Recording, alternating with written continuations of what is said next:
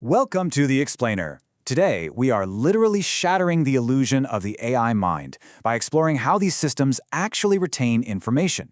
You know that feeling, right? You're interacting with a modern AI assistant, and you experience this moment of absolute magic, where it perfectly recalls some complex, tiny detail you mentioned 20 minutes ago. But then, just as likely, you start a fresh conversation the next day, only to find out it has completely forgotten who you are, what you do, and everything you've ever talked about. Well, today, we're going to look right under the hood and demystify exactly why that happens. So, why does your AI forget? The reality is that, by default, closing a chat and opening a new one resets the system to an absolute blank slate. It goes entirely back to zero. See, because we humans only have one single, continuous brain, we just naturally assume the AI does too. We kind of project our own experience of memory right onto the machine. But memory in these agent systems, it is definitely not a single human-like brain. Instead, it relies on at least two entirely different and, honestly, very often confused engineering mechanisms. To truly understand how an AI operates over time, we have to completely separate the immediate, active session from the persistent storage architectures that actually allow an AI to learn. All right, let's look at our agenda for this explainer.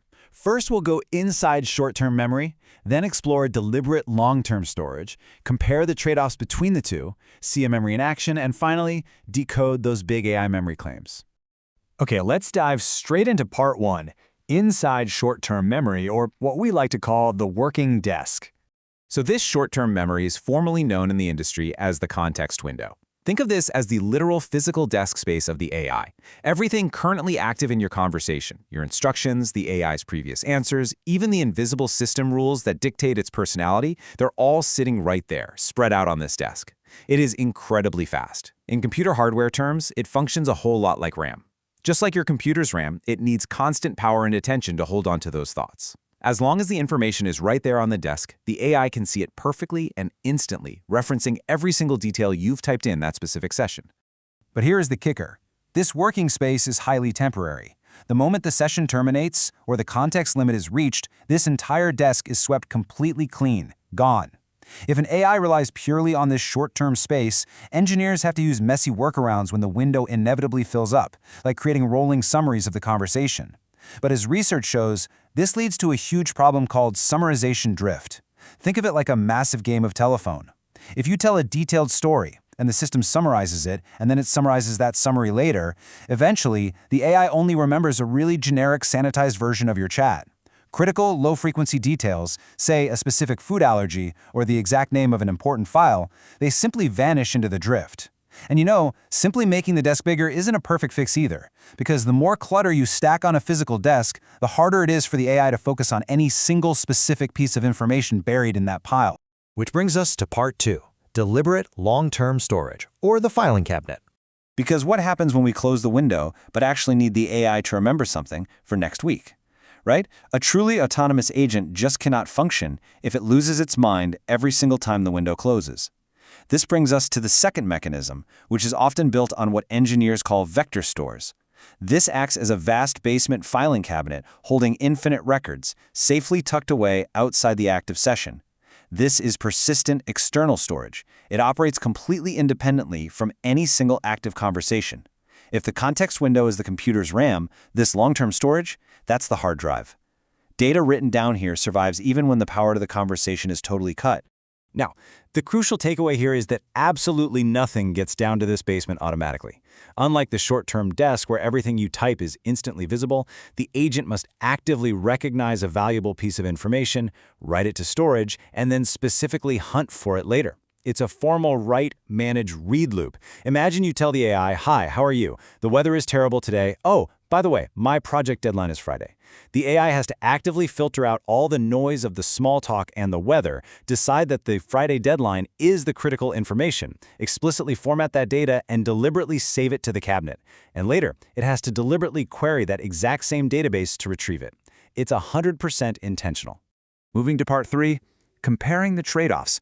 Let's look at these two engines side by side. This is the core engineering trade-off we are dealing with. On the left, short-term memory. It's automatic and it's incredibly fast, but man, it is computationally expensive per token and completely temporary. A token, by the way, is essentially just a chunk of a word. Every single time you send a new message in a chat, the AI doesn't just read your new message. It has to actually reread and reprocess every single token currently sitting on the desk just to understand the context. Doing that over and over requires massive computing power, which makes it super expensive. Now, on the right, long-term memory. This requires deliberate action and is slightly slower to retrieve because, well, it has to physically go search the cabinet. But it is amazingly cheap at infinite scale and permanently stored. Basically, you sacrifice the automatic speed of the short-term desk for the cheap, permanent scale of the long-term filing cabinet. The absolute best systems today act dynamically, seamlessly paging information back and forth between these two tiers. Let's see this happen in part 4, a memory in action, recalling a user preference. Let's ground this theory in a really standard, everyday scenario so you can see how these systems seamlessly interact. Imagine you're chatting with your hypothetical assistant today, and you casually mention you're a vegetarian. At right time, the active AI realizes, hey, this is a core preference. It extracts that specific data, synthesizes it, and deliberately files it down in the vector store. Then, the session ends. Boom, the short-term desk is wiped completely clean. Now, flash forward 2 weeks. You open a totally new session and ask for some dinner recommendations.